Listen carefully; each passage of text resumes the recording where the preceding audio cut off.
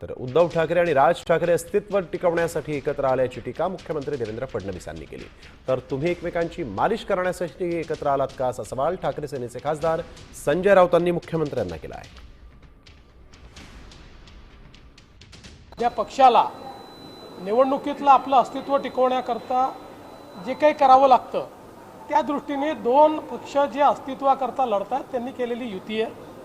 त्यापेक्षा पलीकडे त्याच्यामधनं काही फार अन्वयार्थ काढण्याचं कारण नाही आहे। याने फार काही परिणाम होईल असं देखील मला वाटत नाही। आम्ही सत्तेसाठी एकत्र आलोय, ठीक आहे।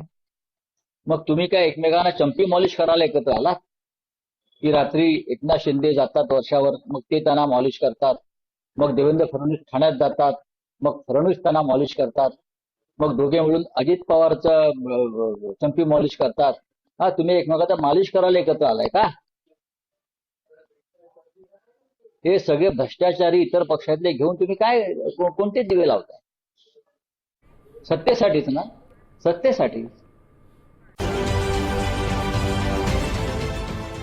देश विदेशातील प्रत्येक घडामोडींचे लाईव्ह अपडेट मिळवण्यासाठी आता साम टीव्हीच्या सर्व सोशल मीडिया प्लॅटफॉर्मला लाईक, फॉलो आणि सबस्क्राईब करा।